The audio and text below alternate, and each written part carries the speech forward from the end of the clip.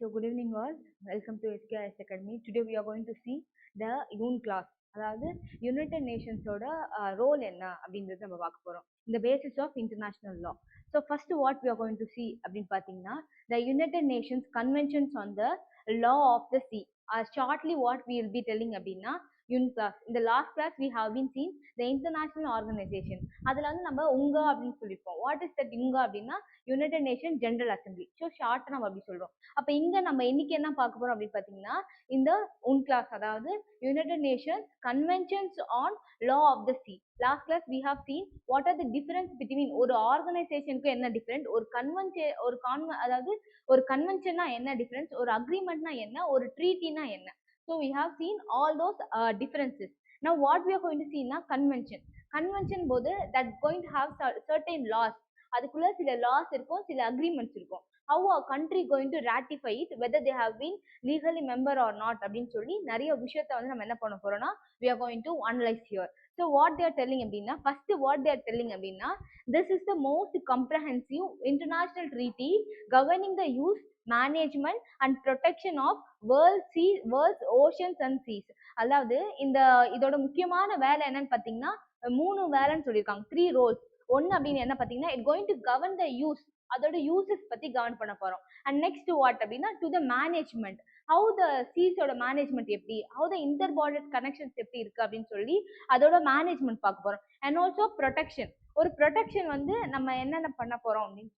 So now we are going to see the protection. So what are the protection that our nations are going to do அப்படின்னு பார்க்குறோம். And next வேற என்ன சொல்றாங்க, இது மாதிரி ஒரு லா இருக்கு, இதை எப்படி எஸ்டாப்ளிஷ் பண்ண போறோம், இதோட ஃப்ரேம் ஒர்க் என்ன அப்படின்றது நம்ம பார்க்க போறோம். இது establish a legal framework. What it going to டூனா it going to establish in all aspects of ocean space including the maritime boundaries, navigation, marine resources, environment protection, marine scientific research and dispute settlement.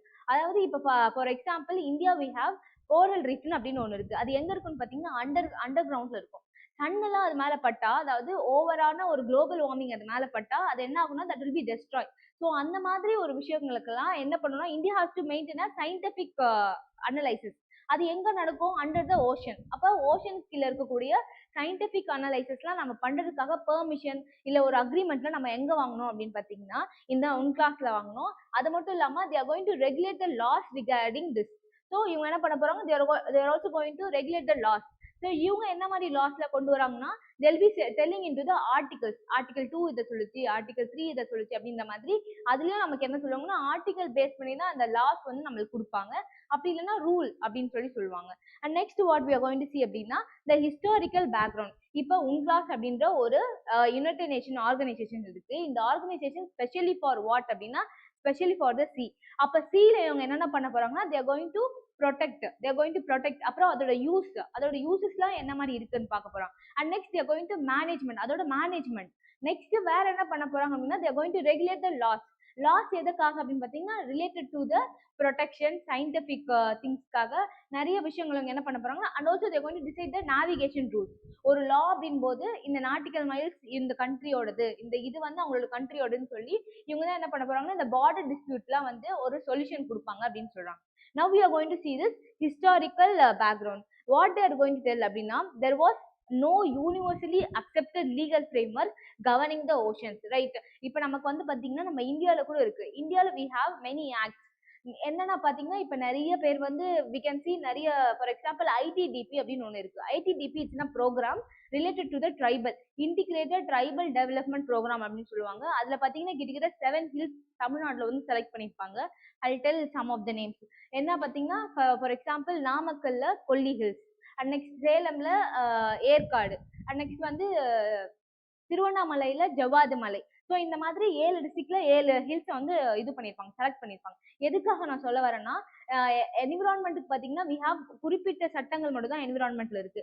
அது இங்க பார்த்தீங்கன்னா loss பார்த்தீங்கன்னா லாக்குமே அதாவது oceans பார்த்தீங்கன்னா we don't have a legally framework, அதாவது லீகலான ஒரு framework இல்லை. ஃபார் எக்ஸாம்பிள் இந்தியாவுக்கு ஏதாச்சும் ஓஷன் பத்தி ஏதாச்சும் லா இருக்கா செப்பரேட்டான்னு கேட்டீங்கன்னா நோ.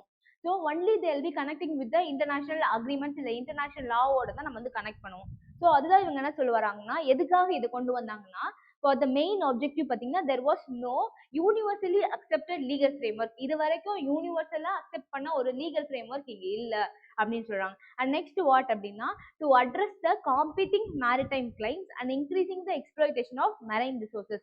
அதாவது என்ன சொல்றாங்கன்னா நிறைய கண்ட்ரிஸ் வந்து இப்ப ஒருத்தவங்களுடைய ஒரு கண்ட்ரியோ இன்னொரு கண்ட்ரியோ சேதம் அடையணும்னா நம்ம என்னென்ன பார்ப்போம், ஃபர்ஸ்ட் அவங்களோட ரிசோர்ஸை எப்படி நம்ம அழிக்கலாம் அப்படின்னு பார்ப்போம். நெக்ஸ்ட் அவங்களுடைய ஃபார் எக்ஸாம்பிள் நம்மளுடைய சென்னையில we have a longest water line pipe, ஒரு பைப்பை வந்து டிராவல் பண்ணிருக்கு. அந்த பைப்பை நம்ம வந்து கட் பண்ணிட்டோம்னா அது வந்து பயங்கரமான ஒரு டேமேஜை வந்து உட்படுத்திடும்.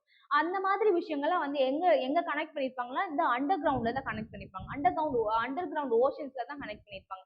அப்ப இதெல்லாம் என்ன பண்ணணும், இதெல்லாம் வந்து எக்ஸ்ப்ளாய்ட் பண்ணாம இதெல்லாம் வந்து அழிக்காம நம்ம என்ன பண்ணணும், ஒரு கவர்னன்ஸ் மூலமா, ஒரு கவர்னன்ஸ் ஃபார் எக்ஸாம்பிள் ஒரு ஃப்ரேம் ஒர்க் மூலமா அதை வந்து சேஃப்கார்ட் பண்ணணும் அப்படின்னு சொல்றதுக்காக this body has taken அப்படின்னு சொல்லலாம். And next what they're telling அப்படின்னா the United Nations third United Nation Conference on the Law of the Sea UNCLOS from எப்ப நடந்திருக்கும் அப்படின்னு பாத்தீங்கன்னா இந்த இயர் ஆஃப் 1973 to 1982ல தான் இந்த ஃப்ரேம் ஒர்க்கான பாடி வந்து இது பண்ணிருப்பாங்க. The convention was adopted in 1982. எந்த பிளேஸ் அப்படின்னு பாத்தீங்கன்னா மாண்டிகோ பே ஜமைக்கா அப்படின்ற ஒரு இடத்துல தான் இந்த வந்து like they have been established அப்படின்னு சொல்றாங்க. எந்த இயர் அப்படின்னா 1982. ஆனா இதோட ப்ரிப்பரேஷன் இயர் எப்பன்னு பாத்தீங்கன்னா 1973 to 1982 வரைக்கும் they had a preparation related to this. இந்த மாதிரி கொண்டு வந்தா whether two nations will have a clash or not, இந்த மாதிரி டக்குன்னு ஒரு ஓஷன் அப்படின்னு ஓஷன்ஸ்லாம் நாங்க கொண்டு வரோம், எல்லா கண்ட்ரிஸும் எல்லா நேஷன்ஸும் நீங்க வந்து அதுக்கு கட்டுப்பட்டு வரணும் அப்படின்னு சொன்னா சம் கண்ட்ரிஸ் வந்து ஓகே சொல்லுவாங்க, சில பேர் வந்து சொல்ல மாட்டாங்க. ஏன் சொல்ல மாட்டாங்கன்னா ஃபார் த இன்டர்னல் செக்யூரிட்டி பர்பஸ்க்காக நம்ம வந்து அவங்க கண்ட்ரியோட நம்ம ஜாயின் பண்ணிட்டா நம்மளுடைய சீக்கிரட்டான விஷயங்கள்லாம் அவங்க கூட ஷேர் பண்ணணுமா. ஸோ அப்புறமா வந்து சில ப்ரொடெக்டிவான விஷயங்கள்லாம் அவங்க கூட ஷேர் பண்ணா நாளைக்கு ஏதாச்சும் ஒரு வார் நடக்கும்போது நம்மளை வந்து ஏதாச்சும் ஒரு பிரச்சனைக்கு நம்மளை வந்து எக்ஸ்ப்ளாய்ட் பண்ணிடுவாங்க. அதுக்காக என்ன பண்ண மாட்டாங்கன்னா நிறைய பேர் அக்ரிமெண்ட்லயுமே சைன் பண்ண மாட்டாங்க. ஸோ அதனால இதெல்லாம் வந்து சால்வ் பண்றதுக்காக இந்த ஃப்ரேம் ஒர்க்கை வந்து ஒரு ப்ராப்பரா கொண்டு வரதுக்காக they had a meeting. So அந்த மீட்டிங் எப்போ பார்த்தீங்கன்னா 1973 to 1982ல நடக்குது. அண்ட் அஃபிஷியலா எப்போ இந்த கன்வென்ஷன் வந்து என்டர் ஆகுதுன்னு பார்த்தீங்கன்னா இந்த இயர் ஆஃப் 1982 இந்த பிளேஸ் ஜமைக்கா அப்படின்னு சொல்லியாச்சு. அண்ட் நெக்ஸ்ட் மெம்பர்ஷிப்ல பாத்தீங்கன்னா according to the recent update, அதாவது 2026ஓட அப்டேட் தான் நான் வந்து எடுத்திருக்கேன். அது பாத்தீங்கன்னா that has 171 to 172 parties including the European union. Parties in the sense countries தான் வந்து பார்ட்டிஸ் அப்படின்னு சொல்றோம். And also they have included this European union. Now what we are going to see அப்படின்னு பாத்தீங்கன்னா who are the parties that they have been included. So parties included பாத்தீங்கன்னா 168 UN members include ஆயிருக்காங்க and Palestine, Cook Islands, New and European Union. So these are the members have been included in this thing அப்படின்னு சொல்றாங்க. And next what they are telling அப்படின்னா recent ratification அப்படின்னா நம்ம எப்படி signature அப்படின்னு சொல்றோம் அந்த மாதிரி டிப்ளோமேட்டிக் வேர்ட்ஸ் நம்ம ராட்டிஃபிகேஷன், அவங்க இந்த அக்ரிமெண்ட்ல ராட்டிஃபை பண்ணியிருக்காங்க, அவங்க இந்த இதுல வந்து சைன் பண்ணியிருக்காங்க அப்படின்னு சொல்றது என்னன்னா ராட்டிஃபிகேஷன். ஸோ ரீசெண்டா who have been ratified in this agreement அப்படின்னு பாத்தீங்கன்னா one is Australia, another one is Dominican republic and another one is Panama. So this where the places that have been ratified. And next what we are going to see அப்படின்னு பாத்தீங்கன்னா த objective. என்னென்ன மாதிரி objective வந்து இந்த United Nation laws on சீஸ்ல இருக்கு அப்படின்னு பாத்தீங்கன்னா ஃபர்ஸ்ட் வந்து என்னன்னா the convention seeks to objective அப்படின்னா என்னன்னா அதுதான் வந்து அதோட குறிக்கோள், அதோட கோல் என்ன அப்படின்றது தான் ஆப்ஜெக்டிவ் அப்படின்னு சொல்றோம். So what was their first goal அப்படின்னா to establish a comprehensive legal framework for oceans. So உங்களோட மெயினான கோலே என்னன்னா they want to expand a legal framework for all oceans without any clash or without any internal security, எந்த ஒரு பாதிப்பும் இல்லாம they wanted to create a legal framework. And second one what they are telling அப்படின்னா define maritime zones and national jurisdiction. jurisdictionனால we have no, நம்ம எல்லாருக்குமே தெரியும் jurisdiction என்ன, ஒரு எல்லை, இந்த எல்லையில இருந்து அவங்க வரக்கூடாது, அந்த எல்லையில இருந்து அவங்க வரக்கூடாது. இவங்க இந்த நேஷனல் லெவல், அதாவது இது இன்டர்நேஷனல் லெவல்ன்றதுனால it going to check the national level jurisdictions. For example சைனால இருந்து இந்தியா வருதா, இந்தியால இருந்து சைனா போதா அப்படின்ற மாதிரி நேஷனல் லெவலோட ஜூரிஸ்டிக்ஷன்ஸை வந்து இவங்க என்ன பண்ண போறாங்கன்னா they are going to check. And third one what they are going to say அப்படின்னா to ensure freedom of navigation. freedom of navigation அப்படின்னா என்னன்னா ஒரு ஷிப் வந்து இன்னொரு இடத்துக்கு போகுது, நேவிகேஷன் பண்ணும்போது சில இடத்துல என்ன சொல்லுவாங்கன்னா இந்த ஷிப் வந்து இங்க for example strait of Hormuz we all know it's a very very important ஈரான்ல இருக்கக்கூடிய ஸ்ட்ரைட் ஆஃப் ஹார்மஸ் நம்ம எல்லாருக்குமே தெரியும். அதுலதான் நமக்கு என்ன சொல்லலாம் அந்த சின்ன important port where we get all the resources. இந்த மாதிரி இந்த பெட்ரோலியம் இந்த மாதிரி சில ரிசோர்சஸ் எல்லாம் அங்க இருந்து எடுக்கிறோம். அந்த மாதிரி ரெஸ்ட்ரிக்ட் பண்ணாம நமக்கு என்ன கிடைக்கணும்னா ஃப்ரீடம் கிடைக்கணும். எதுக்காக அப்படின்னா to navigate in the sense to move from one place to another the navigation. So that was their third objective, freedom to navigate. And fourth one is என்னன்னு பாத்தீங்கன்னா to regulate the exploitation of marine resources. அதாவது marine resources மூலமா என்னென்ன எக்ஸ்ப்ளாய்டேஷன்ஸ்லாம் நடக்குது. For example ஒரு petroleum அந்த மாதிரி ஒரு எக்ஸ்ப்ளோசிவ் ரிசோர்சஸ் வந்து நம்ம ஒரு இடத்துல இருந்து இன்னொரு இடத்துக்கு கொண்டு வரோம். அந்த டைம்ல ஏதாவது ஒரு லீக்கேஜ் நடக்குது, அந்த டைம்ல ஏதாச்சும் ஒரு கிளாஷ், ஒரு ஷிப்ல இருந்து இன்னொரு ஷிப் கிளாஷ் நடக்கும்போது how they are going to safeguard it. அதுக்கும் வந்து என்ன தெரியணும்னா இந்த ரூல்ஸ்ல வந்து இதுல சொல்லி இருக்கணும். அந்த மாதிரி எக்ஸ்ப்ளாய்டேஷன்ஸ் நடக்கும்போது they wanted to prevent themselves. So how they are going to prevent? அப்ப வந்து எந்த ஒரு கிளாஷும் இல்லாம ஃபார் எக்ஸாம்பிள் வரும்போது ஏதாச்சும் ஒரு ஆக்சிடென்ட் நடக்குது, இதுக்கு நம்ம என்ன சொல்லுவோம், ஒருவேளை நம்ம வந்து இந்தியால இருந்து இந்தியா டு சைனா நம்ம ஏதாச்சும் ஒரு பார்டரை கிராஸ் பண்ணும்போது டக்குன்னு நம்மளுடைய ஆக்சிடென்டல் பர்பஸா ஏதாச்சும் ஒரு அன்எக்ஸ்பெக்டடா நமக்கு வந்து ஒரு ஆக்சிடென்ட் நடந்திருக்கும், leakage of any explosive resource. அதுக்கு நம்ம என்ன சொல்லக்கூடாதுன்னு சைனா தான் they have planned a strategical role to exploit my resources அப்படின்னு சொல்லி you cannot blame the other nations. So அந்த மாதிரி பிளேம் பண்ணாம இருக்கிறதுக்காக they wanted to regulate a proper legal framework. So that was their fourth objective. And fifth one what they are telling அப்படின்னா protect the marine environment. So they wanted to protect the marine environment. என்னதான் நமக்கு ocean வந்து நம்ம கடவுள் வந்து that is a natural resources. கடவுள் வந்து நேச்சுரலா ஒரு ரிசோர்சஸ் கொடுத்துட்டாருன்னு சொல்லி you cannot use for உன்னோட அதிகாரத்துக்கு தகுந்த மாதிரி நம்ம என்ன பண்ணக்கூடாது, நம்ம வந்து யூஸ் பண்ணக்கூடாது. So we need to protect the marine environment. And next is to promote marine scientific research. So நான் ஆல்ரெடி சொன்ன மாதிரி to promote the marine scientific research. And next one is to facilitate the development and transfer of marine technology. marine technology நம்ம என்ன பண்ணணும்னா develop பண்ணணும் அப்படின்னு சொல்லிட்டாங்க. And last one is provide mechanism for peaceful settlement of maritime disputes. So நம்ம already சொன்ன மாதிரி பீஸ்ஃபுல்லான ஒரு மெரைன் செட்டில்மெண்ட்ஸ் வந்து நடக்கணும் அப்படின்னு சொல்லியாச்சு. And next what we are going to see அப்படின்னா the maritime zones under UNCLOS. So என்னென்ன மாதிரி மேரிடைம் ஜோன்ஸ் வந்து இதுக்குள்ள உள்ளடக்கலாம் அப்படின்றத நம்ம பார்க்க போறோம். First one is territorial C. Territorial C அதை வந்து நம்ம என்ன பண்ணலாம் இதுல உள்ளடக்கலாம். அதுல பாத்தீங்கன்னா that extend up to 12 nautical miles. அதாவது டெரிட்டோரியல் சி ஒரு சி இருக்கு. சீன் போது for example Pacific ocean, Indian ocean, so இந்த மாதிரி ஓஷன்ஸ் தான் இருக்கு. அதுல சீஸ். இப்போ இந்த சி இருக்கும்போது they are telling a base line. Nautical miles அப்படின்றதுனா என்னன்னா நம்ம எப்படி like we are measuring the land by using meters ஒரு கிலோமீட்டர்ஸ் அந்த மாதிரி லேண்டை வந்து மெஷர் பண்றதுக்கு. ஸோ நாட்டிக்கல் மைல்ஸ்னா we are going to measure by using the seas. So அது எப்படி இருக்கணும்னா 12 நாட்டிக்கல் மைல்ஸ் வந்து ஒரு கண்ட்ரில இருந்து இன்னொரு கண்ட்ரியோட ஓஷன்ஸ்க்கு வந்து ஒரு கேப் இருக்கணும், ஒரு இன்டர்வல் இருக்கணும் அப்படின்னு சொல்றதுக்காக அது எவ்வளோன்னு சொல்லியிருக்காங்கன்னா exactly there telling 12 nautical miles. And next what their telling அப்படின்னா ரைட்ஸ் ஆஃப் கோஸ்டல் ஸ்டேட். என்னென்ன மாதிரி ரைட்ஸ் வந்து கோஸ்டல் ஸ்டேட்க்கு வந்து இருக்கணும். ஸ்டேட் அப்படின்னா that not telling for example state அப்படின்னா தமிழ்நாடு, ஆந்திர பிரதேஷ் அது கிடையாது ஸ்டேட். ஹியர் ஸ்டேட் அப்படின்னாலே that denotes government. So if you start studying in the articles by given in the polity books, you can see that state defined it அப்படின்னா state அப்படின்னா government அப்படின்னா நேஷன்ஸை வந்து தான் determine பண்ணும். அப்ப ரைட்ஸ் ஆஃப் கோஸ்டல் ஸ்டேட் என்னென்ன மாதிரி ரைட்ஸ்லாம் இருக்கும் அப்படின்னு பார்த்தீங்கன்னா full sovereignty over water column and air space above அப்படின்னு சொல்றாங்க. வாட்டர் காலம் அதாவது sovereignty அப்படின்னா இறையாண்மை அப்படின்னா above the all எல்லாத்த விட எது மேன்மையான ஒரு விஷயம் கேட்டீங்கன்னா இந்த இறையாண்மை. ஒரு லா இருக்குன்னா அந்த லா எப்படி இருக்கணும், that should have a sovereignty in the sense அது எல்லாத்த விட மேல இருக்கணும். that should have a great power to all the people. That should not apply for a particular people or a particular sector of the people, but the law should apply for all the people without any discrimination.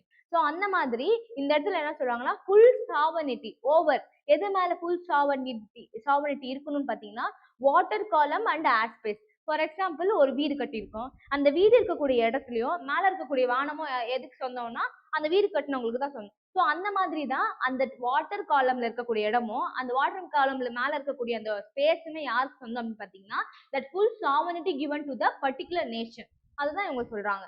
And next what அப்படின்னா சீ bed and sea soil. கடலையும் பார்த்துட்டோம், கடலுக்கு மேல இருக்க வானத்தையும் சொல்லிட்டோம். அப்ப அந்த சைடுல இருக்கக்கூடிய சீ ராக் அதெல்லாமே யாருக்கு சொந்தம் அப்படின்னு பாத்தீங்கன்னா டு தட் பர்டிகுலர் நேஷன். அப்ப அதுல இருக்கக்கூடிய பேர்ஸ், அதுல இருக்கக்கூடிய முத்து இதெல்லாமே யாருக்கு சொந்தம்னா to that particular nation. So மற்ற நேஷன்காரங்க என்ன பண்ணக்கூடாதுன்னா they should not come and fight over here. அதான் சொல்றாங்க that only that telling full sovereignty right. So full sovereignty rights on what அப்படின்னா upon 4 things. One is water column, airspace above and seabed, subsoil. So these are the things that are telling. And next வந்து foreign ships. Foreign ships வந்து that is not included here. So next we are going to see a contiguous zone. Zones அதாவது இப்ப நம்ம வந்து அதோட territorial பத்தி பார்த்தோம். Like இப்ப நம்ம என்ன பார்க்க போறோம்னா the contiguous zones. ஸோ இது எப்படி டிட்டர்மைன் பண்ணுவாங்க அப்படின்னு பார்த்தீங்கன்னா up to 24 nautical miles இருக்கணும் from the baseline. நம்ம லாஸ்ட் டைம் என்ன பார்த்தோம் that should have an interval between 12 nautical miles. ஆனா here what they are telling அப்படின்னா they are telling about 24 nautical miles வந்து இருக்கணும். This includes 12 nautical miles of territorial sea plus and additional 12 nautical miles. இந்த 24 nautical miles எப்படி calculate பண்றாங்க அப்படின்னு பாத்தீங்கன்னா நம்ம ஆல்ரெடி பார்த்திருப்போம் territorial sea ஓட nautical miles வந்து 12 nautical miles plus அப்புறம் வந்து வேற என்ன இன்க்ளூட் பண்றாங்கன்னா additional to the 12 nautical miles 12 territorial nautical miles plus another 12 additional nautical miles should be added. அப்பதான் என்ன சொல்லுவாங்கன்னா contiguous zone. இந்த contiguous zoneனா that belongs to a particular nation. So அந்த ஜோனுக்குள்ள அவங்க என்ன வேணா பண்ணலாம் அப்படின்றது தான் இந்த contiguous zoneக்குள்ள வருது. And next what they are telling அப்படின்னா powers of coastal state. நம்ம லாஸ்ட் டைம் என்ன பார்த்தோம் what are the sovereignty of a coastal state should be there. sovereignty போது 4 sovereignty பார்த்தோம் air space, water column, sea bed, sea rock. So these are the things coming under the sovereignty ல பார்த்தோம். Now what we are going to see அப்படின்னா powers. What are the powers I am going to give? Powerனா என்ன? That going to command தான் நம்ம வந்து power அப்படின்னு நம்ம சொல்றோம். So for example, the state may enforce laws relating to customs, immigration, fiscal matters and sanitation. So states வந்து நம்ம already சொன்ன மாதிரி stateனா government of a particular nation. What they are going to do அப்படின்னா they have to enforce அப்படின்னா laws வந்து enact பண்றது. enactனா formulations of laws, creation of laws. இதெல்லாம் நம்ம என்ன சொல்லலாம் enforce. These are the legal terms. If you are going to write an answer, you have to write these things. enforcing things, enforcement அப்படின்ற மாதிரி தான் நம்ம சொல்லணும். enforcement here that means the creation of laws or formulation of the laws. Now what we are going to do அப்படின்னா the state may enforce law relating to what are the things. ஒன்னு வந்து customs. We have like custom அதிகாரிகள் வந்து என்ன பண்ணுவாங்க ஒரு ஹார்பர்ல இருந்து இன்னொரு ஹார்பர்ல என்னென்ன மாதிரி ஏற்றுமதி இறக்குமதி export and import from one nation to another nation through the seas they will be seeing. அப்ப கஸ்டம்ஸ்க்கான சில ஆக்ட்ஸ் இருக்கும் நம்ம தமிழ்நாட்டுக்குள்ளேயோ இல்ல இந்தியா லெவலையோ we have a customs act. அந்த கஸ்டம்ஸ் ஆக்ட் படி தான் அவங்க என்ன பண்ணுவாங்கன்னா they have to deliver their duties. அந்த கஸ்டம் பேஸ் பண்ணி தான் அவங்களோட டியூட்டிஸ் அவங்க ஒர்க் பண்ணும். அதுக்கான பவர்ஸ் வந்து என்னன்னு சொல்றாங்கன்னா அது அவங்களுடைய தனிப்பட்ட ஸ்டேட்குள்ள இருக்கு அப்படின்னு சொல்றாங்க. அண்ட் செகண்ட் வந்து இமிகிரேஷன் அப்படின்னு பாத்தீங்கன்னா we all know migration means moving from one place to another. அப்ப immigration the movement going to happen within the place. அவங்களுடைய ஓன் இடத்துக்குள்ளே நடக்கக்கூடிய டிஸ்பிளேஸ்மெண்ட் பேர் தான் என்னன்னா இமிகிரேஷன். அண்ட் நெக்ஸ்ட் வந்து பிசிக்கல் மேட்டர்ஸ்னா related to their trade purposes அதுல வந்து இருக்கக்கூடிய பிசிக்கல் மேட்டர்ஸ் சொல்றோம். அண்ட் நெக்ஸ்ட் வந்து சானிடேஷன். என்னதான் உங்களுக்கு வந்து இந்த 24 nautical miles வந்து to belong to particular nation அப்படின்னு நாங்க கொடுத்தாலோ you have to maintain the sanitation purpose இல்ல என்விரான்மெண்ட் பர்பஸ்லாம் வந்து கிளியரா வச்சுக்கணும் அப்படின்னு சொல்லி உங்களுக்கான பவர்ஸ்லாம் வந்து இந்த இதுல கொடுக்குறாங்க. And next what we are going to see அப்படின்னா எக்ஸ்க்ளூசிவ் எக்கனாமிக் ஜோன் EEZ. நம்ம வந்து நிறைய ஷிப்ஸ்ல எல்லாம் பார்த்திருப்போம் EEZ. might someone have noticed it or not. நிறைய ஷிப்ஸ்ல EEZலாம் இருக்கும். அண்ட் சர்டைன் இன்டர்நேஷனல் ப்ராடக்ட்ஸ்ல இல்ல எக்ஸ்போர்ட் இம்போர்ட்ல எல்லாம் EEZலாம் இருக்கும். Now we are going to see what is that EEZ அப்படின்னா எக்ஸ்க்ளூசிவ் எக்கனாமிக் ஜோன். அப்ப எக்கனாமிக்னு ஒரு வேர்ட் வந்திருக்கு. அப்ப எக்கனாமிக்னா தட் ரிலேட்டட் டு த வணிகம். அதாவது என்ன மாதிரி பிசினஸ் எல்லாம் பண்ணா இல்ல என்ன மாதிரி எக்ஸ்போர்ட் இம்போர்ட் ஆன ப்ராடக்ட்ஸ்குள்ள இந்த EE ஜோனுக்குள்ள எல்லாம் வரும் அப்படின்னு நம்ம பார்க்க போறோம். So first one what they are going to see அப்படின்னா that going to extend up to 200 nautical miles. First நம்ம என்ன பார்த்தோம் territorial nautical miles 12. and next second one contiguous zone அது எத்தனை 24 nautical miles. Now we are going to see EEZ. இந்த economic zoneக்கான nautical miles எவ்வளவுனா 200 nautical miles அப்படின்னு சொல்லியாச்சு. Now what they are going to say அப்படின்னா rights of coastal states. Rights அதாவது coastal ஸ்டேட்ல என்னென்ன மாதிரி ரைட்ஸ் என்னென்ன மாதிரி உரிமைகள் எல்லாம் தரப்படும். லாஸ்ட் நம்ம என்ன பார்த்தோம் பவர் பவர்ஸ்னா என்னன்னு சொன்னா that going to comment on something R enforce, இதெல்லாம் நீ பண்ணி தான் ஆகணும் அப்படின்னு சொல்லி ஒரு கட்டாயம் படுத்துவாங்க. ஆனா இந்த இடத்துல நம்ம என்ன பார்க்க போறோம், we are going to see the rights of coastal zone. இதுல என்னென்ன ரைட்ஸ் அப்படின்னு பாத்தீங்கன்னா, they are telling exclusive rights. What is mean by exclusive rights? Exclusive ரைட்ஸ்னா என்ன? எக்ஸ்க்ளூசிவ் ரைட்ஸ்னா that is open to all. Exclusive ஓப்பனா நம்ம வந்து இந்த மாதிரி ரைட்ஸ்லாம் உங்களுக்கு இருக்கு அப்படின்னு சொல்லி மென்ஷன் பண்ணியிருக்காங்க. இம்ப்ளிசிட் ரைட்ஸ்னா for example article 14 and article 15 இருக்கு. இந்த ஆர்டிகல் 14 அண்ட் 15ல பாத்தீங்கன்னா, article 14 that tells about no person shall be discriminate based on the grounds of caste, place of sex, place of birth, religion, race அப்படின்னு சொல்லி சில விஷயங்கள் சொல்லியிருப்பாங்க. அண்ட் இது அப்புறம் வந்து 14 பாத்தீங்கன்னா equality before law and equal production before law அப்படின்னு சொல்லியிருப்பாங்க. எதுக்காக இது சொல்றேன்னா, அதுல வந்து எக்ஸ்க்ளூசிவான ரைட் கொடுக்க மாட்டாங்க. ஃபார் யாருக்காகனா இந்த ரிலீஜியஸ் மைனாரிட்டிஸ்க்கான எக்ஸ்க்ளூசிவ் ரைட்ஸ் வந்து எதுல இருக்காதுன்னா இந்த 14 அண்ட் 15 ஆர்டிகல்ல இருக்காது. இது என்ன பண்ணும்னா இம்ப்ளிசிட்டான ஆர்டிகல்ஸ் ரைட்ஸ் தான் கொடுக்கும். அதாவது இன்டைரக்டான ரைட்ஸ் தான் கொடுக்கும். யாருக்குன்னா டு த ரிலீஜியஸ் மைனாரிட்டிஸ். அதே வந்து ரிலீஜியஸ் மைனாரிட்டிஸ்க்கான எக்ஸ்க்ளூசிவ் ரைட்ஸ் எதுல வரும்னு பாத்தீங்கன்னா இந்த article of 25, 26, 27. if you go and search this you can see அதுல என்ன சொல்லிருப்பாங்கன்னா 25 னா right to profess a religion. so என்ன ரிலிஜன் வேணா நம்ம ஃபாலோ பண்ணலாம். there is no compulsion to follow a certain religion. so இது என்னன்னா that gives a direct solution for what to the religious minority. so இப்போ நம்ம என்ன பார்க்கறோம்னா இந்த இடத்துல எக்ஸ்க்ளூசிவ் ரைட்ஸ். இந்த எக்ஸ்க்ளூசிவ் ரைட்ஸ்ல என்னென்ன மாதிரி பாத்தீங்கன்னா to explore resources. ஒரு நாட்டுல இருந்து இன்னொரு நாட்டுக்கு வந்து நம்ம எக்ஸ்ப்ளோர் பண்ணலாம். to explore resources and exploit resources and conserve resources. அதாவது நம்ம வந்து என்ன பண்ணக்கூடாதுன்னா எக்ஸ்ப்ளாய்ட் ரிசோர்சஸ் பண்ணக்கூடாது. And conserving the resources, conserve in the sense to store R to safeguard things, to preserve, இதெல்லாம் வந்து எதுக்குள்ள வரும்னா கன்சர்வ்ல வரும். அண்ட் நெக்ஸ்ட் வந்து to manage the resources. For example என்னோட கண்ட்ரியில வந்து ஒரு சர்டைன் ஃபிஷ் வந்து நல்லா இருக்கு. நம்ம இந்தியாவில் வந்து வி ஹேவ் இந்த ப்ரான்ஸ், இந்த ஸ்ட்ரீம்ஸ் அப்படின்னு சொல்றோம்ல, இந்த ஸ்ட்ரீம் வந்து என்னோட கண்ட்ரியில நிறைய இருக்கு. நான் அதை என்ன பண்ணணும்னா I can preserve it or else I can export to the another country. So இந்த மாதிரி உரிமைகள் எதுல இருக்குன்னா இந்த இஇ ஜோன்ல இருக்கு. நான் வந்து ஒரு கண்ட்ரில இருந்து இன்னொரு கண்ட்ரிக்கு எக்ஸ்போர்ட் பண்ணும்போது what will happen, I will get a good amount, எனக்கான ஒரு எக்கனாமிக் சேஃப்டி வந்து எனக்கு கிடைக்கும் அப்படின்ற மாதிரி சொல்றாங்க. And next resources include. So already சொன்ன மாதிரி what are the resources, fish stocks, அப்புறமா oil and gas and mineral resources. இந்த மாதிரி ரிசோர்சஸை நீங்க என்ன பண்ணலாம்னா you have the right to protect. And next what அப்படின்னா okay the international seabed authority, ISA அப்படின்னு சொல்லி நம்ம பார்க்க போறோம். What is this ISA going to do அப்படின்னா it's an intergovernmental organization, international seabed authority. it was established under UNCLOS. எப்பன்னு பார்த்தீங்கன்னா 1994 the agreement related to the implementation of part 9 of UNCLOS. So நம்ம already சொன்ன மாதிரி ஆர்டிகல்ஸ்ல எப்படி parts இருக்கோ அதே மாதிரி கான்ஸ்டியூஷன்ல எப்படி பார்ட்ஸ் இருக்கோ in this also we have a part. So இது எந்த பார்ட்ல சொல்லியிருக்காங்க அப்படின்னு பார்த்தீங்கன்னா that have been explained in the part 9 intergovernmental அப்படின்னு சொல்லிட்டாங்க. it is an international organization and also a government thing. so inter அப்புறம் it have a mixed zone of powers. and next what we are going to see அப்படின்னா அதோட ஹெட்குவார்ட்டர்ஸ் எங்க இருக்கு பார்த்தீங்கன்னா that is located in கிங்ஸ்டன்ல locate ஆயிருக்கு. அண்ட் அதோட மெம்பர்ஷிப் யார் அப்படின்னு பார்த்தீங்கன்னா கிட்டத்தட்ட 171 மெம்பர் ஸ்டேட்ஸ் ஆர் தேர். அப்புறம் along with the European union. And what was their powers அப்படின்னு பார்த்தீங்கன்னா பர்பஸ் பார்த்தீங்கன்னா was to created to regulate the activities in the area which lies beyond the national jurisdiction. ஃபார் எக்ஸாம்பிள் ஒருத்தவங்களுடைய jurisdiction இவ்வளோதான் அப்படின்னு சொல்லியிருப்பாங்க. ஆனால் பியாண்டா இருக்கக்கூடிய அவங்களுக்கெல்லாம் யார் அத்தாரிட்டியா இருப்பாங்க பார்த்தீங்கன்னா இந்த ISA தான் அத்தாரிட்டியா இருப்பாங்க. And next what we are going to see அப்படின்னு பார்த்தீங்கன்னா it is a primary responsibility to ensure that the seabed resources are managed for the benefit of all humanity.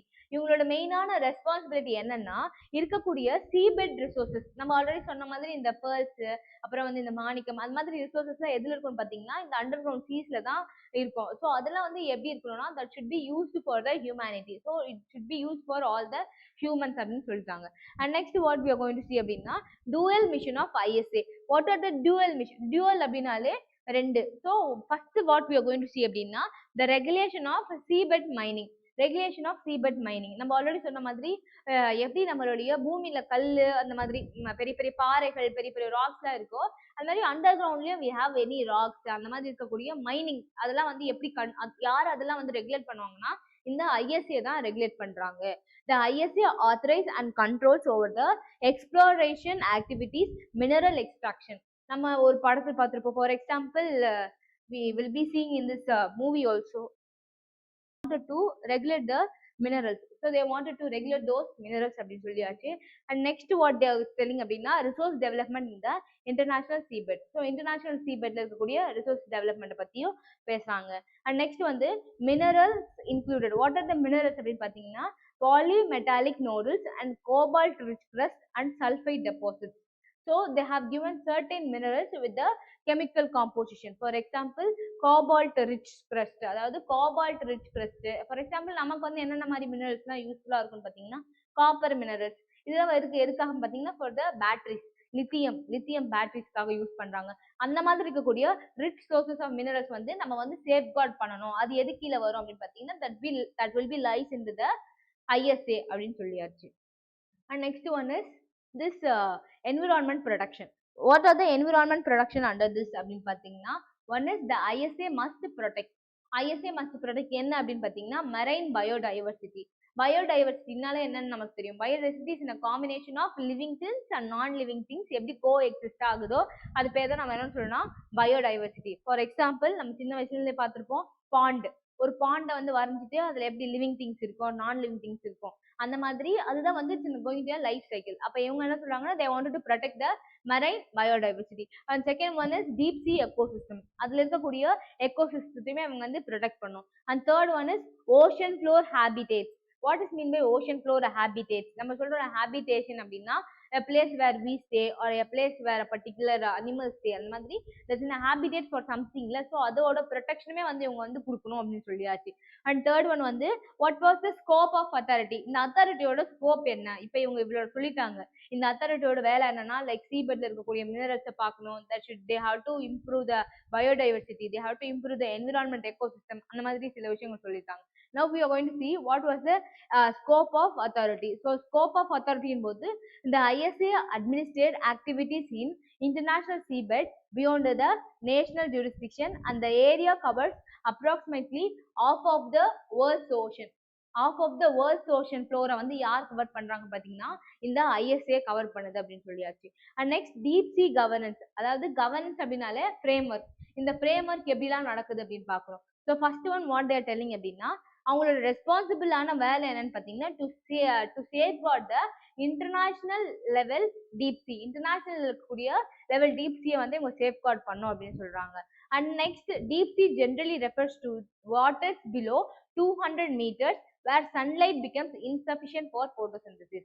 So இதெல்லாம் வந்து ஒரு ஃபேக்ட். இந்த ஃபேக்ட்லாம் வந்து நம்ம யூஸ் பண்ணோம். வாட் தே ஆர் டெல்லிங் அப்படின்னா டீப் சி அப்படின்றது வந்து என்ன அப்படின்னு பார்த்தீங்கன்னா 200 meters below அந்த இடத்துல வந்து photosynthesis. What is mean by photosynthesis? photosynthesisனா the process where sunlight மூலமா நம்ம வந்து ஃபுட் எடுக்கும். யாரு? plants, trees. So through the sunlight மூலமா they'll be taking a food. அந்த மாதிரி photosynthesis அந்த இடத்துல நடக்கக்கூடாது. the absence of photosynthesis இருக்கக்கூடிய இடத்த நம்ம என்ன சொல்றோம்னா deep sea அப்படின்ற ஒரு definition கொடுக்குறோம். and next what we are going to see அப்படின்னா the significance. என்னென்ன மாதிரி significance அப்படின்னா like what are the useful things they're doing அப்படின்னா one is economic development பண்றாங்க, and second one is resources extraction, and third one is environmental conservation. So these were the things they have been doing by the ISA அப்படின்னு சொல்லியாச்சு. And next we are going to see this tribunal. What tribunal அப்படின்னா International Tribunal for the Law of the Sea, ITLOS. இது எதுக்காக அப்படின்னு பார்த்தீங்கன்னா it's an independent judicial institution established by UNCLOS. அதாவது இது வந்து என்னன்னா இது ஒரு ஜுடிஷியல் பாடி. எப்படி நமக்கு வந்து லாஸ்ட் டைம் நம்ம பார்த்துருப்போம் இந்த இன்டர்நேஷனல் லால we have seen two courts.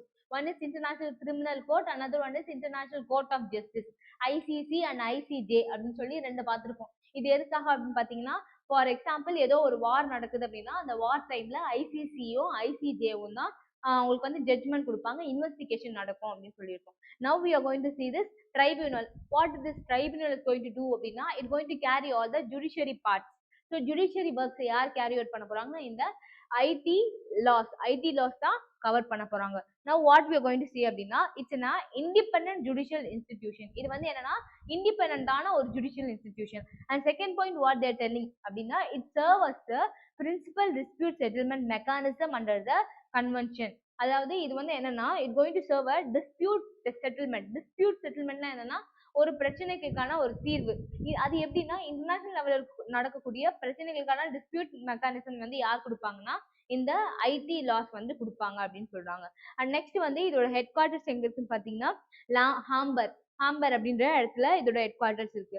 when it was established எப்ப வந்து இது எஸ்டாப்ளிஷ் ஆயிருக்கும் அப்படின்னு பாத்தீங்கன்னா it was established and was created to resolve the disputes concerning the interpretation of UNCLOS. For example, நம்ம already law of ocean of seas அப்படின்னு பார்த்தாச்சு. அதுல வந்து இருக்கக்கூடிய டிஸ்பியூட் அங்க வந்து தீர்க்க முடியாத விஷயங்கள்லாம் வந்து அவங்க என்ன பண்ணலாம்னா அவங்களுடைய குறைகள் வந்து எங்க கேட்கலாம்னா they can come to the interpretation அப்படின்னா நெகோசியேஷன். நம்ம வந்து ஒரு பேச்சுவார்த்தை நடத்துறோம், அதுதான் வந்து இன்டர்பிரிட்டேஷன். ஸோ அந்த இன்டர்பிரிட்டேஷன் முடியாத பட்சத்தில் நம்ம எங்க வரலாம்னா இந்த ஐடி லாஸ்ல வரலாம் அப்படின்னு சொல்றாங்க.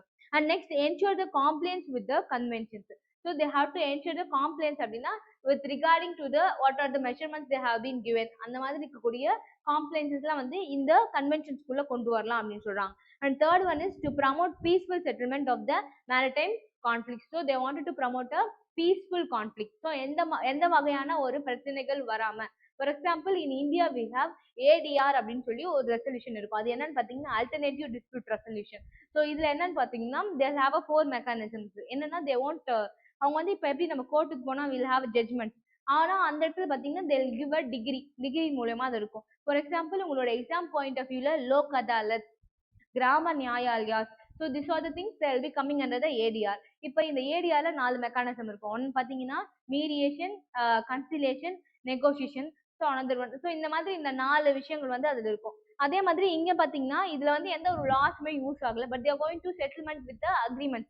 ஸோ எப்படின்னு பாத்தீங்கன்னா வெறும் வந்து இந்த இன்டர்பிரிட்டேஷன் நெகோசியேஷன் மூலியமா தான் உங்களோட பிரச்சனைகளுக்கு தீர்வு கொடுக்குறாங்க அப்படின்னு சொல்லியாச்சு. அண்ட் நெக்ஸ்ட் வந்து ஜூரிஸ்டிக்ஷன் பொறுத்த வரைக்கும் என்னன்னா this IT laws hears disputes concerning the maritime பார்டர்ஸ்ல இருக்கக்கூடிய இஷ்யூஸ் வந்து இவங்க என்ன பண்ண போறாங்கன்னா இந்த going to resolve and involving what are the maritime issues அப்படின்னு பாத்தீங்கன்னா one is territorial sea, another one is EEZ நம்ம என்ன சொன்னோம் எக்கனாமிக் zones. ஸோ அந்த எக்கனாமிக் ஜோன்ல இருக்கக்கூடிய பவுண்டரி ப்ராப்ளம்ஸ் தான் வந்து they have been seen. And third one is continental self claims போது ஃபார் எக்ஸாம்பிள் certain continents நம்மளோட இந்தியா அந்த இடத்துல இருக்கணும், we are in Asian continent. So இந்த ஏஷியன் கான்டினென்ட்ல வந்து நம்மளுக்கு இருக்கக்கூடிய ப்ராப்ளம் வந்து இன்னொரு கான்டினென்ட்டோட பிரச்சனைகளா ஆகாம அவங்க என்ன பண்றாங்கன்னா அந்த கான்டினென்டல் செக்யூரிட்டியுமே வந்து இவங்க வந்து என்ஃபோர்ஸ் பண்றாங்க அப்படின்னு சொல்லியாச்சு. அண்ட் நெக்ஸ்ட் வந்து ஃபிஷரிஸ் வந்து எப்படி நடக்கும். ஸோ ஃபிஷரிஸ் ஃபர்ஸ்ட் பாத்தீங்கன்னா ஃபிஷரிஸ் ரிகார்டிங் ப்ராப்ளம்ஸ். ஸோ ஃபிஷரிஸ்ல ரிகார்டிங் ப்ராப்ளம்ஸ் வந்து fishing rights. So fishing rights வந்து கொடுத்துருப்பாங்க ஒரு நேஷனுக்கு. நீங்க வந்து ஃபார் எக்ஸாம்பிள் நம்ம ஃபிஷிங் அதாவது ஒரு மீன் பிடிக்கிறாங்கன்னா அந்த மீன் பிடிக்கிறவங்களுக்கு வந்து சில ரைட்ஸ் கொடுப்பாங்க. இவ்வளோ ஃபிஷஸ் வந்து இவ்வளோ குவான்டிட்டி ஃபிஷஸ் வந்து நீங்க யூஸ் பண்ணிக்கலாம், இவ்வளோ ப்ராடக்ட்ஸ் வந்து நீங்க யூஸ் பண்ணிக்கலாம் ஃப்ரம் த சீல இருந்து அப்படின்னு சொல்லி அதுக்கான ரைட்ஸுமே இங்க கொடுத்துருக்காங்க. அண்ட் செகண்ட் ஒன் வந்து கன்சர்வேஷன் மெஷர்ஸ்னா ஆல்ரெடி சொன்ன மாதிரி to preserve something R to store something அதுக்கான மெஷர்ஸ் வந்து இவங்க சொல்றாங்க. And third one is resource management. they have a right to resource management. இதெல்லாம் எது கீழே வருதுன்னா அந்த ஐடி கிளாஸ்ல தான் வருது. And third one is marine environment protection. So marine environment protection the cases involving in the pollution. So pollute பண்ணாம நீங்க என்ன பண்ணணும்னா you have to safeguard this. And second one is environmental damage. எந்த ஒரு environment damageம் நடக்கக்கூடாது. Third one is conservation obligations. And next one பாத்தீங்கன்னா deep seabed activities. disputes involving the activities regulated by the ISA. அதாவது நம்ம already பார்த்திருப்போம் deep சீபெட்லாம் யார் control இருக்கும் பாத்தீங்கன்னா இந்த ஐஎஸ்ஏ கண்ட்ரோல்ல தான் இருக்கும். ஏன்னா தட்ஸ்னா இன்டர்நேஷனல் சீபெட் அத்தாரிட்டி நம்ம முன்னாடியே பார்த்தாச்சு ஐஎஸ்ஏ அப்படின்னா. அப்ப அதுல இருக்கக்கூடிய deep disputes regarding the seabed வந்து யார் பார்ப்பாங்கன்னா they'll be considering under the ISA குள்ள தான் உள்ளடக்கி இருக்காங்கன்னு சொல்லியாச்சு. அண்ட் நெக்ஸ்ட் வந்து role in UNCLOS dispute settlement. What are the role, என்னென்ன மாதிரி ரோல்ல வந்து they are going to settle these things அப்படின்னு பாத்தீங்கன்னா they are talking about ஒரு செட்டில்மெண்ட், அதாவது ஒரு ப்ராப்ளம் நடக்குது, ஒரு டிஸ்பியூட் நடக்குது, அந்த டிஸ்பியூட்டை எப்படி நம்ம செட்டில் பண்ணலாம் அப்படின்னு பாத்தீங்கன்னா ஃபர்ஸ்ட் வந்து they are telling 4 major dispute settlement mechanism. அந்த என்னென்னு பாத்தீங்கன்னா one is international tribunal for law of the sea, ICLAS. ITLOS அப்படின்னு பார்த்தாச்சு. அது மூலியமா நம்ம வந்து நம்மளோட ப்ராப்ளம் வந்து சால்வ் பண்ணலாம்னு சொல்லிட்டாங்க. அண்ட் நான் ஆல்ரெடி சொன்ன மாதிரி இன்டர்நேஷனல் கோர்ட் ஆஃப் ஜஸ்டிஸ், எப்பவுமே வந்து ஒரு பிரச்சனை வந்து இன்டர்நேஷனல் லெவல்ல நடக்குதுன்னா அங்க யார் வந்து தீர்ப்பு கொடுப்பாங்க, யார் அதை இன்வெஸ்டிகேட் பண்ணுவாங்கன்னா this international court of justice. And third one is arbitral tribunal. Arbitral ட்ரைபியூனல்னா நம்ம ஆல்ரெடி சொன்ன மாதிரி ஆர்பிட்ரேஷன், ஆர்பிட்டர்ஸ் இருப்பாங்க. There will be arbiter presenting for a particular parties. For example, எனக்கு ஒரு பிரச்சனை இருக்குன்னா அந்த இடத்துல யார் இருப்பாங்கன்னா 2 ஆர்பிட்டர் இருப்பாங்க. ஒன் ஆர்பிட்டர் வந்து இவங்களுடைய ப்ராப்ளத்தை சொல்றவங்க, இன்னொருத்தவங்க வந்து they are also going to argue for the other person. So through the arbitration method they'll be solving the problem. And fourth one is special arbitral tribunal. Special arbitral tribunal also will be present. So இந்த 4 mechanism மூலமா C லெவல்ல இருக்கக்கூடிய ப்ராப்ளம்ஸை நம்ம analyse பண்ணி they can give a judgment அப்படின்னு சொல்லியாச்சு. Next what we are going to see அப்படின்னா the relationship between UNCLOS, ISA and IT laws. So என்னென்ன மாதிரி ரிலேஷன்ஷிப் வந்து இவங்க 3 பேருக்குள்ள இருக்கு அப்படின்னு பார்த்தீங்கன்னா, ஸோ இன்ஸ்டிடியூஷன் லெவல்ல UNCLOS, ISA. ஸோ யாரோட ரிலேஷன்ஷிப் பார்க்க போறோம் அப்படின்னு பார்த்தீங்கன்னா, first we are going to see UNCLOS, ISA and IT laws and அவங்களுடைய functions, governing oceans, regulating mineral resources in the area judicial. So இதுக்கான ரிலேஷன்ஷிப்பை நம்ம பார்க்க போறோம். எப்படி வந்து now we are going to compare the three international organizations regarding the sea levels. So what we are going to see அப்படின்னா, UNCLOS நம்ம already பார்த்திருக்கோம். UNCLOS எதுக்காக அப்படின்னு பார்த்தீங்கன்னா, that is to make rules. So rules make பண்றதுக்காக UNCLOS இருக்கு. ISA எதுக்காக அப்படின்னு பார்த்தீங்கன்னா, to manage the seabed activities manage பண்றதுக்காக. அண்ட் தேர்ட் வந்து ஐடி லாஸ். இது எதுக்காக அப்படின்னு பார்த்தீங்கன்னா, நம்ம ஆல்ரெடி பார்த்திருப்போம். ஐடி லாஸ் இஸ்னா ஜுடிஷியல் பாடி, அப்படி இல்லைன்னா ஜுடிஷியல் ட்ரிபியூனல் அப்படின்னு பார்த்தாச்சு. ஏதாச்சும் ஒரு ப்ராப்ளம் நடக்குதுன்னா அந்த ப்ராப்ளத்துக்கான சொல்யூஷன் யார் கொடுக்குறாங்க பார்த்தீங்கன்னா, இந்த ஐடி லாஸ் தான் கொடுக்குறாங்க. ஸோ திஸ் வாஸ் த சிம்பிளான சொல்லணும்னா அந்த 3 திங்ஸோட ஃபங்க்ஷன்ஸ்னா இதுதான். அண்ட் நெக்ஸ்ட் வந்து ஐசிஸ் ட்ரீட்டி. இப்போ நம்ம என்ன பார்க்கணும்னா, ஐசிஸ் ட்ரீட்டி வந்து இது வந்து ரீசெண்டாக டெவலப் ஆனது. இதெல்லாம் வந்து this all applied in the current அஃபேர்ஸ்ல இருக்கக்கூடிய டேட்டாஸ் யூஸ் பண்ணி தான் this DPT have been made. So first நம்ம என்ன பார்க்கணும் அப்படின்னா, இந்த ட்ரீட்டி ஆஃப் ஐசிஸ் எப்போ வருது அப்படின்னு பார்த்தீங்கன்னா, இந்த year of 2023 the countries adopted agreement on biodiversity beyond national jurisdiction, commonly called ICES treaty. அதாவது ஐசிஸ் ட்ரீட்டி அப்படின்னு நம்ம எதை சொல்றோம் அப்படின்னு பார்த்தீங்கன்னா, அந்த கண்ட்ரிஸ் வந்து என்ன அடாப்ட் பண்ணிருக்கணும்னா, the agreement on biodiversity beyond national jurisdiction. National ஜூரிஸ்டிக்ஷனா that denotes the land jurisdiction. land jurisdiction தாண்டி அவங்க என்ன பண்ணிருக்கணும்னா, they have to sign an agreement regarding with the biodiversity. நமக்கு வந்து இப்போ ஒரு ஆக்ட் இருக்கும், பயோடைவர்சிட்டி ஆக்ட்னு சொல்லி ஸ்பெஷலா ஒரு ஆக்ட் இருக்கு. ஃபார் எதுக்காக பார்த்தீங்கன்னா, for the preservation of natural things. அதாவது இருக்கக்கூடிய எக்ஸ்டிங்டான ஒரு அனிமல்ஸோ இல்லை ஒரு ஃப்ளவர்ஸோ அதெல்லாம் வந்து சேஃப்கார்ட் பண்ணி அதை க்ரோ பண்ணுறதுக்காக பயோடைவர்சிட்டி ஆக்ட்னு சொல்லி we have this. ஸோ அந்த மாதிரி telling agreement must be signed regarding the biodiversity beyond the national jurisdiction அப்படின்னு சொல்லியாச்சு. அண்ட் நெக்ஸ்ட் காமன்லி அதை நம்ம என்னன்னு சொல்றோம்னா ஐசிஸ் ட்ரீட்டி. அண்ட் அப்ஜெக்டிவ்ஸ் பார்த்தீங்கன்னா, ஃபர்ஸ்ட் ஒன் வந்து to protect biodiversity beyond national jurisdiction. ஒரு பயோடைவர்சிட்டி வந்து பியாண்ட் நேஷனல் ஜூரிஸ்டிக்ஷனை ப்ரொடெக்ட் பண்ணும். And to conserve the marine ecosystem and to establish a marine protected areas around the ICES level and to promote equitable sharing. equitable-ஆன sharings வந்து not only particular nation but to all the nations that should be shared. and next வந்து ICES treaty. இந்த ICES treaty பத்தி நம்ம பார்க்க போறோம். this is officially known as the agreement of biodiversity.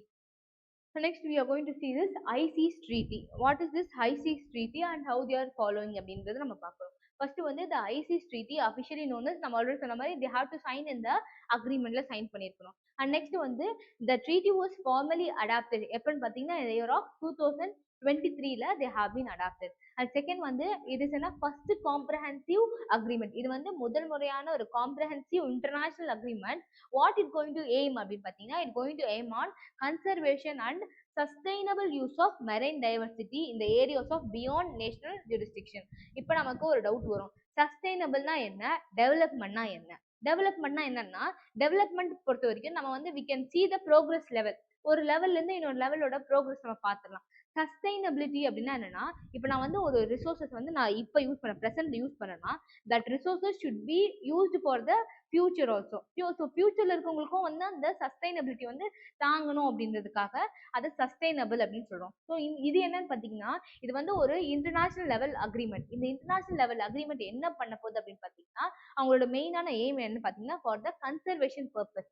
And second one is sustainable use of biodiversity. இது வரைக்கும் நம்ம என்னன்னு பார்த்தோம், ஒரு சீல நடக்கக்கூடிய பிரச்சனைகள், ஒரு சீல இருக்கக்கூடிய ரிசோர்சஸ்க்கான ப்ரொடெக்ஷன், ஒரு சீல இருக்கக்கூடிய கஸ்டம்ஸ் ஆஃபீஸர்ஸான ரைட்ஸ், என்போர்ஸ்மெண்ட், அந்த மாதிரி டிஸ்பியூட்ஸ்லாம் நடந்தா எந்த ட்ரிபியூனல் கிட்ட போவோம் அப்படின்ற மாதிரி சில விஷயங்கள் பார்த்தோம். செட்டில்மெண்ட்டுக்கான விஷயத்த பார்த்தோம். ஆனா இப்போ நம்ம என்ன பார்க்க போறோம்னா, முழுக்க முழுக்க அந்த பயோடைவர்சிட்டி ப்ரொடெக்ஷன் எப்படி பண்ணணும், அந்த சஸ்டைனபிலிட்டி எப்படி நம்ம கண்டினியூ பண்ணணும் அப்படின்றதுக்கு சொல்ல வரது எதுன்னு பார்த்தீங்கன்னா, இந்த high seas treaty. And next what we are going to see அப்படின்னா, பேக்ரவுண்ட் ஆஃப் திஸ் ஐசிஸ். அதாவது பேக்ரவுண்ட் அப்படின்னாலே இதோட ஹிஸ்ட்ரியை தான் நம்ம என்ன சொல்றோம்னா பேக்ரவுண்ட் ஆர் ஆர்ஜின். இதுல என்ன சொல்றாங்க அப்படின்னா, அண்டர் த உன்கிளாஸ் கீழே தான். ஏன்னா உன்கிளாஸ்குள்ள தான் நம்ம இதெல்லாமே பார்க்குறோம். சீஸ், ஓஷன்ஸ் இதெல்லாம் எதுக்குள்ள வருதுன்னா இந்த உன்கிளாஸ்குள்ள வருது. இந்த உன்கிளாஸ்குள்ள தான் வாட் தே ஆர் டெல்லிங்னா are those parts of the ocean that lie beyond. What are the oceans that lie beyond அப்படின்னு போது territorial sea, a contiguous zone and exclusive economic zone. In practical terms, they have beyond 200 nautical miles அப்படின்னு சொல்லியாச்சு. எதுக்காக இந்த treaty அப்படின்னு பார்த்தீங்கன்னா, the main thing is for over fishing. So நிறைய பேர் வந்து என்ன பண்ணுவாங்கன்னா, several concerns related to the overfishing. Overfishing போது ஒருத்தவங்க வந்து என்ன பண்ணுவாங்கன்னா, they'll be starting of taking a more resources from one nation to another. அந்த மாதிரி ஓவர், இப்போ வந்து ஒரு இடத்துல இருக்கு, இந்த இடத்துல நமக்கு ஃபிஷ் இருக்கு, தங்க முட்டை போடுதுன்னு சொல்லி நம்ம என்ன பண்ணக்கூடாது, அந்த கோழியை வெட்டிடக்கூடாது. But we have to preserve it. அந்த மாதிரி தான் ஓவர் ஃபிஷிங் நம்ம பண்ணக்கூடாது. ஒரு இடத்துல நம்ம வந்து நிறைய ஸ்டாக்ஸ், நிறைய ரிசோர்சஸ் நம்மளுக்கு அவைலபிளா இருக்குன்னு சொல்லி அந்த இடத்துல நம்ம என்ன பண்ணக்கூடாதுன்னா, we should not exploit it அப்படின்னு சொல்லியாச்சு. அண்ட் நெக்ஸ்ட் வந்து declining the marine biodiversity. Decline அப்படின்னா மெரைன் பயோடைவர்சிட்டியோட லெவல் நம்ம என்ன பண்ணக்கூடாதுன்னா குறைக்க கூடாது அப்படின்னு சொல்லியாச்சு. அண்ட் நெக்ஸ்ட் வந்து மெரைன் பொல்யூஷன் போது, அதாவது ஓஷன் தானே, இந்த ஓஷனை யார் பார்த்துக்கிட்டா என்ன பார்த்துக்கலான்ற மாதிரி. இப்போ வந்து ஒரு லேண்ட்ல வந்து ஒரு பிளாஸ்டிக் போட்டிங்கன்னா that takes certain years are certain months to decomposition. அதே வந்து நீங்க வந்து ஒரு வாட்டர்ல வந்து அந்த பிளாஸ்டிக் போட்டிங்கன்னா அது that takes too many several years, அது நிறைய வருஷங்கள் ஆகும் டீகம்போசிஷன் பண்ண. ஸோ அந்த மாதிரி எல்லாம் போடாம அதை வந்து பொல்யூஷன் ஆகாம நம்ம பார்த்துக்கணும் அப்படின்னு சொல்லிட்டாங்க. அண்ட் நெக்ஸ்ட் வந்து கெமிக்கல் கண்டாமினேஷனா for example to taking from one place to another பிளேஸ்ல வந்து எந்த ஒரு கெமிக்கல் கண்டாமினேஷனோ இல்லை ஓஷனுக்கு பாதிப்பு தரக்கூடிய பிரச்சனைகளும் இவங்க என்ன பண்ணக்கூடாதுன்னா செய்யக்கூடாது அப்படின்னு சொல்லியாச்சு. And next one is oil ஸ்பில்ஸ்னா நம்ம ஆல்ரெடி சொன்ன மாதிரி இந்த எக்ஸ்க்ளூசிவான ஒரு ரிசோர்சஸ் எடுத்துட்டு போகும்போது அதில் இருக்கக்கூடிய லீக்கேஜஸ் எல்லாம் இருக்குல்ல, சம்திங் கச்சா எண்ணெய் சம்திங் அந்த மாதிரி இருக்கக்கூடிய லீக்கேஜஸ் வந்து இதுல வந்து இருக்கக்கூடாது அப்படின்னு சொல்லியாச்சு. அண்ட் நெக்ஸ்ட் வந்து climate change. We all know ஒரு முக்கியமான எது ப்ளே பண்ணுது அப்படின்னு பார்த்தீங்கன்னா, யார் முக்கியமான ரோல் ப்ளே பண்றாங்கன்னா இந்த கிளைமேட் சேஞ்ச். ஃபார் எக்ஸாம்பிள் இதுக்கு முன்னாடி எல்லாம் இந்த 3 மாசம் வந்து மழை வரும் அப்படின்னு சொன்னா அந்த 3 மாசம் மழை வரும். ஆனா இப்போ the climate have change. For example heat waves வந்து என்னன்னு சொல்லுவாங்கன்னா that comes under a climatic சேஞ்சில் ஒரு ஒன் ஆஃப் த இம்பார்ட்டன்ட் விஷயமா வந்திருக்கு அப்படின்னு சொல்றாங்க. ஒன் ஆஃப் த டிசாஸ்டரா வந்து ஹீட் வேவ்ஸை வந்து கொண்டு வந்திருக்காங்க. அண்ட் நெக்ஸ்ட் வந்து ஓஷன் அசிடிஃபிகேஷன் அப்படின்னா நம்ம யூஸ் பண்ணக்கூடிய ப்ராடக்ட்ஸ் இல்லை நம்ம யூஸ் பண்ணக்கூடிய கெமிக்கல்ஸ் பேஸ் பண்ணி தான் அசிடிஃபிகேஷன். ஸோ எப்படி நம்ம வந்து பிஹெச் வேல்யூ வந்து அபோவ் 7 பிலோ 7 அப்படின்னு நம்ம டிட்டர்மைன் பண்றோமோ அந்த மாதிரி சாயில், அதாவது ஓஷன்லமே we have a acidification level. அந்த அசிடிஃபிகேஷன் லெவலை நம்ம என்ன பண்ணணும்னா பேலன்ஸ் பண்ணணும். அந்த மாதிரி நீங்க ஏதாச்சும் பேலன்ஸ் பண்ணாம பண்ணீங்கன்னா you will be under this act. நம்மள வந்து அந்த அண்டர் திஸ் ஆக்ட்ல வந்து நம்மளோட நேஷன்ஸ் வந்து they'll be talking regarding these things. and next வந்து கோரல் ப்ளீச்சிங். நம்ம ஆல்ரெடி சொன்ன மாதிரி கோரல் ரீஃப்ஸ் நம்ம வந்து அது எப்படி இருக்கும்னு பார்த்தீங்கன்னா that looks like ஒரு ஸ்டெம் மாதிரி இருக்கும், சின்ன சின்ன செடிகள் மாதிரி இருக்கும். அந்த செடிகள் என்னன்னா ஒரு சூரியன் ஒளி ரொம்ப அதிகமா அது மேல பட்டுச்சுன்னா அது என்ன ஆகும்னா டெஸ்ட்ராய் ஆகும். இந்த கோரல் ரீஃப்ஸோட முக்கியமான வேலை என்னன்னா இந்த ஓஷனோட லெவல், அதாவது ஓஷனோட பயோடைவர்சிட்டியா காப்பாத்துறது தான் யாரோட வேலைன்னு பார்த்தீங்கன்னா கோரல் ரீஃப்ஸோட வேலை. if you search in the Google you can find many more things regarding coral reefs. coral reefs பத்தி நீங்க நிறைய படிப்பீங்க. environmentல you will have a specific questions on coral reefs. and next what we are going to see அப்படின்னு பார்த்தீங்கன்னா we are going to see this ICS ஓட protect. what are the objectives பொறுத்த வரைக்கும் they should have a national jurisdiction and ensure a sustainability and also cooperation in the ocean conservation. நம்ம already பார்த்த மாதிரி fair sharing benefits between the marine genetic resources. They should have a fair sharing methods. For example, I'm going to share a thing from a country that should be a fair level. அதாவது கரெக்டான ஒரு லெவல்ல நம்ம வந்து share பண்ணணும்னு சொல்லியாச்சு. And next வந்து to strengthen the environmental levels. How to strengthen the environmental levels? For example for proposing ஒரு இடத்துல வந்து ஒரு கோரல் ரீஃபோ இல்லை ஒரு இடத்துல வந்து ஒரு முக்கியமான ரிசோர்சஸ் கொண்ட ஒரு ராக்கோ இருக்குன்னா அதை வந்து இவங்க என்ன பண்ணணும், they have to protect it, they have to make a safeguard solutions for it அப்படின்னு சொல்லியாச்சு. அண்ட் நெக்ஸ்ட் வந்து build a capacity and transfer marine technology to developing country. So we have நம்ம என்ன பண்ணியிருக்கோம்னா 3 வகையாக கண்ட்ரிஸ் வந்து develop பண்ணியிருக்கோம், பிரிச்சிருக்காங்க. One is developed country, developing country அப்படின்னு சொல்லி நம்ம வந்து கண்ட்ரிஸை வந்து டிட்டர்மைன் பண்ணுறோம். இப்போ இவங்க என்ன சொல்றாங்கன்னா தேர் டாக்கிங் அபவுட் மெரைன் டெக்னாலஜி வந்து நம்ம யூஸ் பண்ணி இந்த மெரைன் டெக்னாலஜி மூலமா டெவலப்பிங் கண்ட்ரியை வந்து இன்னும் நம்ம டெவலப்டு கண்ட்ரிஸா நம்ம மாற்றணும் அப்படின்னு சொல்லியிருக்காங்க. நெக்ஸ்ட் வந்து scope of the treaty. What was the scope of the treaty அப்படின்னு பார்த்தீங்கன்னா this includes high seas and also deep seabed areas beyond the national jurisdiction. high seas அப்படின்னா நம்ம ஆல்ரெடி பார்த்திருக்கோம், சூரிய ஒளியோ இல்ல வந்து போட்டோசிந்தசிஸ் பிரசன்ட் பண்ண முடியாம photosynthesis absence of the photosynthesis areas நம்ம என்ன சொல்லுவோம்னா high seas அப்படின்னு சொல்லுவோம், because that have a deep seas. And next what we are going to see அப்படின்னா the deep sea bed. What is deep sea bed அப்படின்னு பார்த்தீங்கன்னா we have already seen வெறும் வந்து இந்த 4 காலம்ஸ் மட்டும்தான் அதோட ஜூரிஸ்டிக்ஷன் இல்லை அதோட சாவரிட்டி வந்து அதில் இருக்கும்னு கேட்டிங்கன்னா no, it also include the deep sea பெட்டுமே வந்து அதில் இன்க்ளூட் ஆகும் அப்படின்னு சொல்லியாச்சு. அண்ட் நெக்ஸ்ட் வந்து what are the key pillars of this treaty? What are the key pillars? we are going to see the 4 key pillars of this treaty. So first one என்ன அப்படின்னு பார்த்தீங்கன்னா the first one is marine genetic resources, MGR அப்படின்ற சொல்றாங்க. நம்ம என்னென்ன பார்த்தோம், 4 pillars பார்த்திருக்கோம். அது ஃபர்ஸ்ட் ஒன் என்னன்னு பார்த்தீங்கன்னா marine genetic resources. What is this marine genetic resources going to do அப்படின்னு பார்த்தீங்கன்னா the genetic material from marine organisms. For example ஒரு ஸ்ட்ரிம் இருக்கு, அந்த ஸ்ட்ரிம் சாப்பிட்டீங்கன்னா உங்களுக்கு இருக்கக்கூடிய தோல் வியாதிகள்லாம் வந்து நீங்கிரும். மத்தி மீன் இருக்கு, சால்மன் பீஸ், இந்த சால்மன் பீஸ் சாப்பிட்டோம்னா நம்மளோட ஸ்கின்க்கு வந்து ரொம்ப ஹெல்ப்ஃபுல்லாக இருக்கும் அப்படின்ற மாதிரி சொல்கிறோம். அந்த மாதிரி அதில் இருக்கக்கூடிய மெடிசினல் வேல்யூவோ அதில் இருக்கக்கூடிய ஜெனட்டிக்கல் பர்பஸை யூஸ் பண்ணி நம்ம என்ன பண்ணோம்னா you can use for the further things, but you should not exploit those things. இதுலேருந்து ஒரு விஷயம் கிடைக்குதுன்னு சொல்லி அந்த பயோடைவர்சிட்டி நம்ம என்ன பண்ணக்கூடாதுன்னா எக்ஸ்ப்ளாய்ட், அழிக்கக்கூடாது அப்படின்னு சொல்லியாச்சு. And second one is deep C micro organisms. Deep C micro organisms for example சின்ன சின்ன மைக்ரோ ஆர்கானிசம்ஸை வந்து நம்ம வந்து ப்ரொடெக்ட் பண்ணோம் அப்படின்னு சொல்லியிருக்காங்க. And next one is marine plants and animals with potential commercial or scientific value. So already சொன்ன மாதிரி சில மெரைன் பிளான்ட்ஸில் வந்து நம்மளுக்கு வந்து என்ன, for example some plants use பண்ணோம்னா நிறைய ட்ரக்ஸ் வந்து ஃபார் எக்ஸாம்பிள் ஸ்கின் கேன்சர்ஸ்லாம் வந்து அது வந்து ஹெல்ப்ஃபுல்லாக இருக்கும். And also for example for the சில மெடிசன்ஸை வந்து கிரியேட் பண்ணுறதுக்காக ஹெல்ப்ஃபுல்லாக இருக்கும். அப்படின்ற மாதிரி சில விஷயங்கள்லாம் எதில் இருக்குன்னு பார்த்தீங்கன்னா இந்த ஓஷனில் இருக்கக்கூடிய டீப் சீல இருக்குது. இதில் வந்து நம்ம என்ன பண்ணணும்னா அதை வந்து ப்ராப்பராக யூஸ் பண்ணிக்கணும், ஆனால் உங்களுடைய தேவைக்காக அதை அழிக்கக்கூடாது அப்படின்னு சொல்லியாச்சு. அண்ட் நெக்ஸ்ட் ஒன் வந்து ஆல்ரெடி சொன்ன மாதிரி for example what are the things you are going to use அப்படின்னு பார்த்தீங்கன்னா இந்த streams called pharmaceuticals and biotechnology and medical research. So இந்த மாதிரி விஷயங்களுக்கெல்லாம் நம்ம யூஸ் பண்ணலாம்னு சொல்லியாச்சு. And next the benefit sharing. What are the benefit sharing அப்படின்னு பார்த்தீங்கன்னா fair and equitable sharing of benefits. That should be a fair and equitable முறையில் share பண்ணணும்னு சொல்லியாச்சு. அண்ட் செகண்ட் ஒன் வந்து participation of developing countries. So participation of developing countries. And second வந்து greater transparency in the marine genetic research. Transparency அப்படிங்கும்போது என்னன்னா எந்த ஒரு ஒளிவு மறைவு இல்லாம டிரான்ஸ்பரன்சி, இப்போ வந்து ஒருத்தவங்க வந்து தப்பு செய்யறாங்கன்னா இவங்க தான் அந்த தப்பு செஞ்சாங்கன்னு சொல்லி they should be accountable for the crime or they should be accountable for the wrong things that they have been done. அதாவது ஒரு தவறுகள் செஞ்சாங்கன்னா அந்த கண்ட்ரி வந்து அக்கௌண்டபிளா அதுக்கான முறையீடுகள் வந்து அவங்க செய்யணும் அப்படின்னு சொல்றாங்க. அதுல வந்து எந்த ஒரு ஒளிவு மறைவு இருக்கக்கூடாது. That should have a transparency. And next வந்து செகண்ட் பில்லர் என்னன்னு பாத்தீங்கன்னா MPA. ஃபர்ஸ்ட் வந்து MGR அப்படின்னு பார்த்தோம், marine genetic resources. And now you are going to see MPA. What is this MPA அப்படின்னு பாத்தீங்கன்னா மெரைன் ப்ரொடெக்டட் ஏரியாஸ்.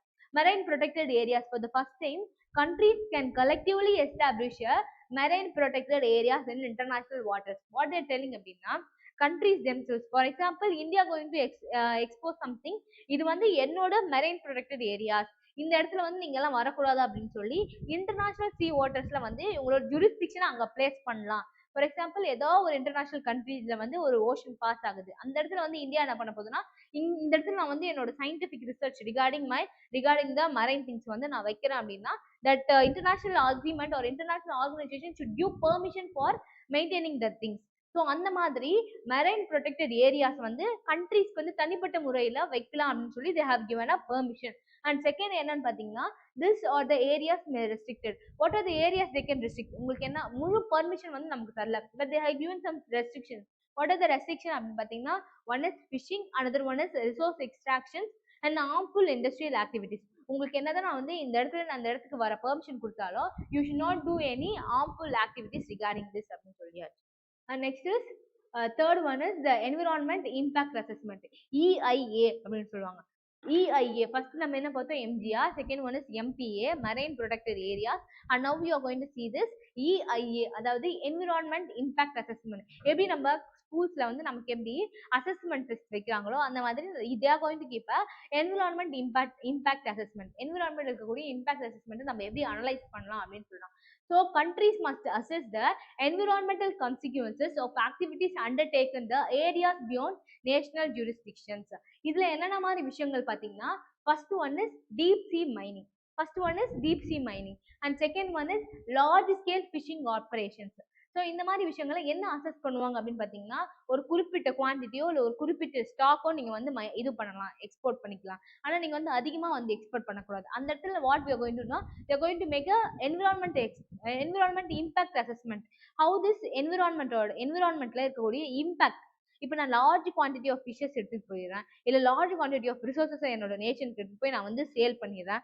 அப்போ அந்த இடத்துல என்ன மாதிரி இம்பாக்ட் வந்து என்விரான்மெண்ட்ல காட்டும், அதை அசஸ் பண்றதுக்காக தான் இந்த environment impact assessment. And next வந்து infrastructure projects. And fourth one is scientific expenditures with environmental implications. So சயின்டிஃபிக்ல இருக்கக்கூடிய நிறைய தெளிவு முறைகள் வந்து என்விரான்மெண்ட்ல எப்படி நம்ம இம்ப்ளை பண்ணலாம் அப்படின்னு சொல்லியாச்சு.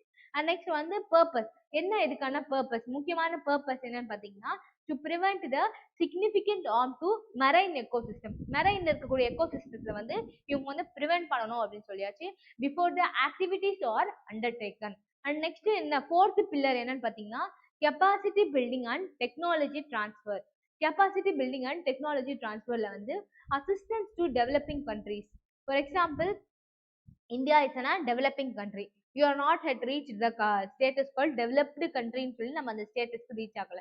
பட் கண்ட்ரிஸ்னா டெவலப்பிங் கண்ட்ரி. இந்த டெவலப்பிங் கண்ட்ரியில வந்து என்னென்ன மாதிரி அசிஸ்டன்ஸ், என்னென்ன மாதிரி ஹெல்ப்லாம் பண்ணலாம் இவங்களுக்கு அப்படின்னு பார்த்தீங்கன்னா, first one is scientific cooperation.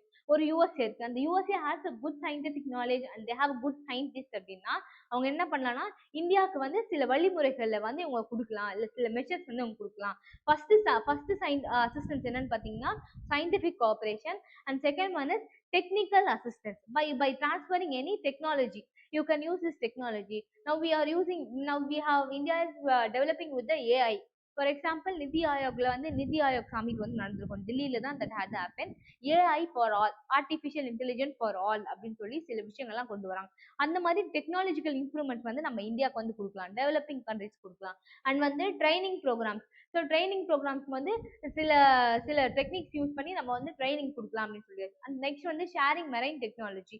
இதோட ஆப்ஜெக்டிவ் என்னன்னு அப்படின்னு பார்த்தீங்கன்னா, to enable the developing countries to do. So developing கண்ட்ரிஸ்க்கு இந்த மாதிரி விஷயங்கள்லாம் செய்யணும் அப்படின்னு சொல்லியாச்சு. என்ன மாதிரி விஷயங்கள் அப்படின்னு பார்த்தீங்கன்னா, இந்த டெவலப்பிங் கண்ட்ரிஸை வந்து என்கரேஜ் பண்ணணும். எதில் என்கரேஜ் பண்ணணும்? டு பார்ட்டிசிபேட் எஃபெக்டிவ்லி இந்த ஓஷன் கவர்னன்ஸ். ஓஷன் கவர்னன்ஸ்ல வந்து அவங்களுக்கான உரிமைகள். ஓஷன் கவர்னன்ஸ்னா என்னன்னா, கவர்னன்ஸ் அப்படின்னால ஃப்ரேம்வொர்க் ஆர் ஒரு லீகல் சிஸ்டம் தான் நம்ம வந்து கவர்னன்ஸ் அப்படின்னு சொல்றோம். ஸோ அதில் இவங்க என்ன பண்ணுவாங்கன்னா, they have to participate and they have to tell the disputes regarding it. And next வந்து conduct marine scientific research. So developing கண்ட்ரிஸ்க்கு வந்து என்ன பண்ணணும்னா, they have to give a opportunity regarding this scientific research. And next one, the benefit from the marine resources. What are the things you're going to benefit from the marine resources? And next one, the decision making mechanism.